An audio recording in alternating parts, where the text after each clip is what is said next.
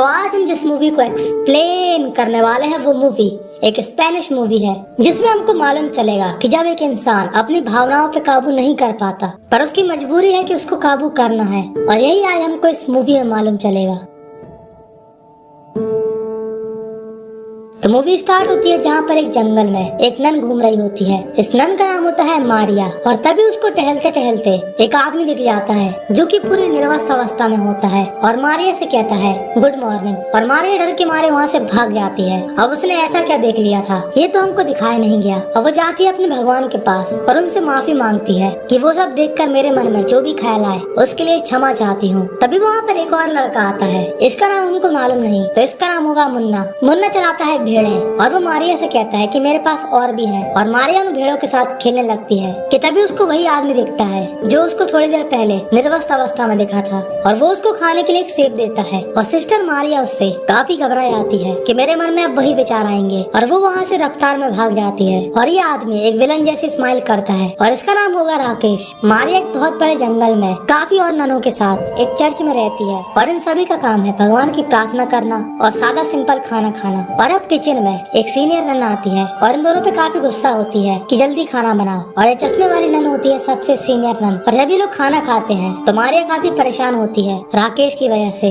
और जब वो अपने कमरे में आती है तब फिर से उसी के बारे में सोचने लगती है, और उसको ऐसा महसूस होता है कि वो आदमी मारिया को बुला रहा, और अब मारिया अपने आप को पनिशमेंट देती है ये सब विचार लाने के लिए। तभी वहाँ पर एक गाय बीमार हो जाती है और मारिया उस गाय की केयर करती है, और वहाँ पर राकेश आकर अपना झूठा हुआ सेब फेंक देता है, और जैसे ही मारिया उठती है वो उस सेब को देखती है और फिर से डर जाती है। और वो जैसे ही अपने कमरे में आती है एक दूसरी नन वहाँ पे चुपचाप से खड़ी होती है, और मारिया अपने कपड़े खोलकर नुकीली रस्सी को हटा रही होती है जो उसने अपने आप को पनिशमेंट दी थी, और ये दूसरी नन वो देख लेती है और वो मारिया से काफी अजीब अजीब बातें करती है। कहनी थी तुमसे ये बात, चुपके से आई हूँ रात में क्योंकि बितानी है तुम्हारे साथ रात। और वो ऐसा कहकर मारिया के ऊपर झपट्टा मार देती है और उसके चरम सुख वाले जानवर को जगाने लगती है, और उसकी कोशिश नाकाम नहीं जाती और वो हो जाती है कामयाब। पर मारिया को ऐसा लगता है कि वहाँ पर वो लड़की नहीं राकेश है, मतलब अब मारिया के अंदर सिर्फ एक ही नाम है राकेश, राकेश और राकेश। और वो फिर से अपने आप को पनिशमेंट देने का डिसाइड करती है, पर वो लास्ट मोमेंट पर रुक जाती है। और अगले दिन ये सभी सिस्टर अपने भगवान के आगे सिर झुकाती हैं, पर जैसे ही मारिया आती है उसको अपने भगवान की जगह शैतान की फोटो दिखती है, और अब मारिया को समझ में आता है कि उसको शैतान ने चुना है,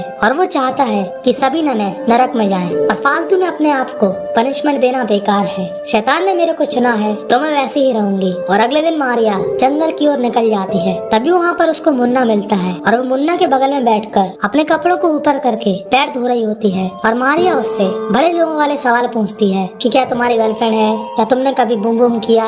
अब मुन्ना ठहरा मुन्ना पहले भेड़ों से तो फुर्सत होए तब जाकर वो इन सब पे ध्यान दे सकेगा, और इसीलिए मुन्ना थोड़ा सख्त होता है। पर मारिया उसको टच करने लगती है और उसको जमीन पर लेटाल देती है, और मुन्ना को समझ में नहीं आता कि ये नन सटिया गई क्या, ये तो भक्ति करने वाली है। और मारिया उसको किस करने लगती है, पर भाई साहब तारीफ की बात यहाँ पर मुन्ने की थी। मुन्ना को 1% भी फीलिंग नहीं आती, और वो उठकर वहाँ से भाग जाता है। और मारिया आ जाती है काफी गुस्से में कि आखिर मेरे को रिजेक्ट कैसे किया जबकि मुझे खुद शैतान ने चुना है। और वो वापस से चर्च में चली जाती है जहाँ पर उसकी प्रेमिका फिर से आती है, पर उसकी प्रेमिका को एल्डर सिस्टर ने पीटा था। पर मारिया को इन सब से घंटा फर्क नहीं पड़ता था, उसको तो अपनी ऊपर आती हुई भावनाओं पे अमल करना था। और मारिया उससे चिपकने लगती है, और ये दूसरी नन उसको मना कर देती है और वहाँ से जाने लगती है। पर मारिया को पता नहीं क्या हो गया था, वो चाकू लेकर उसके पीछे घोंप देती है, यानी कि मारिया अब खिसियानी बिल्ली की तरह हो गई थी। और अब मारिया दूसरी नन के पास जाती है जहाँ पर वो देखती है कि वो नन फांसी लगाने की ट्राई कर रही, और मारिया दिल की काफी अच्छी थी,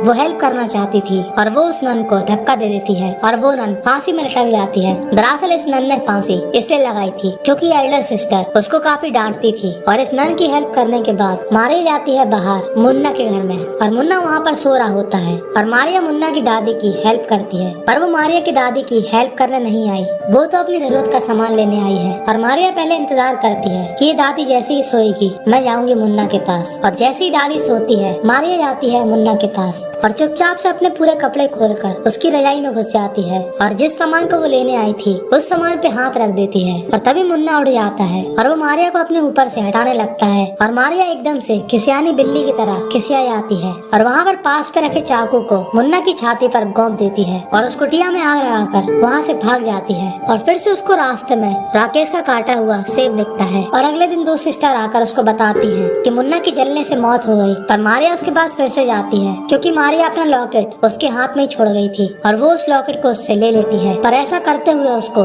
वो सीनियर सिस्टर देख लेती है और उसके पीछे पीछे जाती है। वो सिस्टर कहती है कि मुझको मालूम चल गया कि ये सब तुमने ही किया और वो एल्डर नन भगवान से माफी मांगती है। और तभी मारिया अपने शैतान को याद करती है और शैतान मारिया के हाथों में रस्सी प्रकट कर देता है और वो उस रस्सी से उस एल्डर सिस्टर का राम नाम सत्य कर देती है और उसकी लाश को ठिकाने लगा देती है।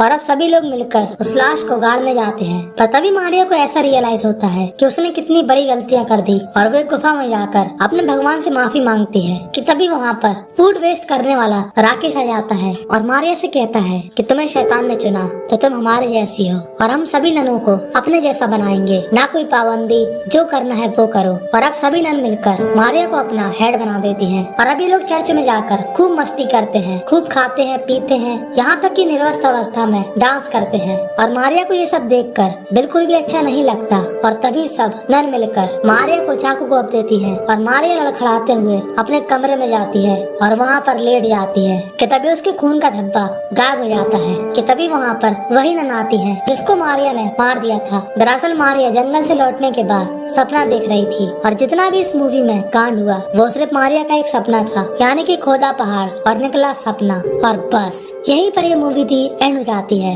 तो आपको मारिया का सपना कैसा लगा कमेंट में जरूर बताना। सब्सक्राइब कर देना चैनल को।